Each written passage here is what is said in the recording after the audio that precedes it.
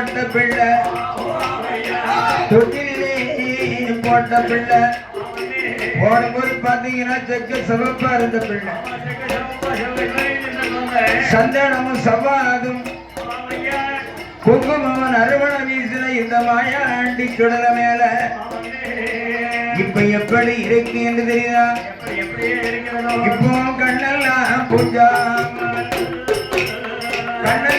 பூஞ்சாமல் கடவாயில முத்தலுப்பு மார்கதி ரமணி குடலை மாயாண்டி சுடல மேல சவவடையும் கணவடையும் சவவடையும் ஒரே தாய்மார வீசு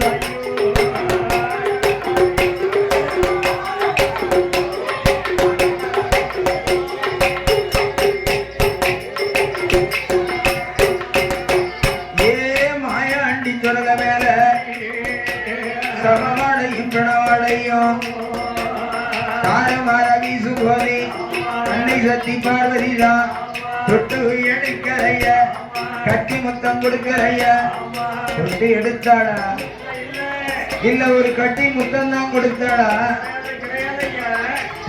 பிள்ளைய பார்த்த உடனே தொட்டி எடுக்காம கட்டி முத்தம் கொடுக்கலன்னா பிள்ளை என்னப்பா இருந்திருக்கும்? பிள்ளை அழகா இருந்தா எடுத்து ஒரு உமா கொடுக்கணும்னு ஒரு ஆசை இருக்கும். பிள்ளை ஒரே ஊழமுக்கு வீசிக்கிட்டு காதுல சீல் வடைஞ்சி இருந்தா பிள்ளை யாரும் எடுப்பாங்களா? பெத்தவளே எடுக்க மாட்டா, பக்கத்து வீட்டுக்காரி எடுப்பேன். மாயாண்டி தொடர மேல ஒரே சபவான அடித்த போது பார்வதி ஓட்ட ஓட்டமா ஓடி வருகிறாள்.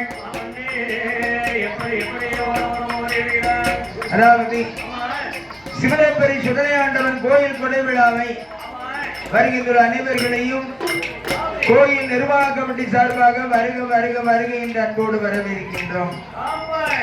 இந்த கோயில் கொடை விழாவுக்கு வருகின்ற அத்தனை நல்ல உள்ளங்களையும் வருக வருகின்ற வரவேற்பதோடு இந்த கோயில்ல அழகான கல்மண்டபம் அமைக்க ஏராளமான நன்கொடையை வாரி வழங்கிய வள்ளல் அத்தனை பேர்களுக்கும் கோயில் நிர்வாக கமிட்டி சார்பாக கோடான கோடி வணக்கத்தை தெரிவித்துக் கொள்கின்றார்கள்.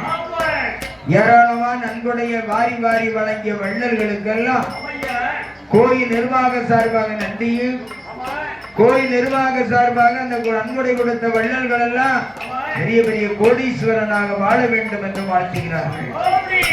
அதே வேளையில இந்த கோயில் கொடை விழாவுக்கு வருகின்ற நமது கொடை விழா நடத்தி வரக்கூடிய கோயில் கொடை விழாவுக்கு வருகின்ற வெளிச்சக்கலைஞனை பாராட்டி சண்முக நாடார் மகளிர் சார்பாக 100 ரூபாய் 100 லட்சம் நமக்கு மாறி கொடுத்திருக்கின்றார்கள். அன்னார் அவர்களும் அன்னாருடைய குடும்பத்தார் அவர்களும் அடிப்படை மிசங்களும் கொடி கொடி கொத்திரங்கள் எல்லாம் எங்க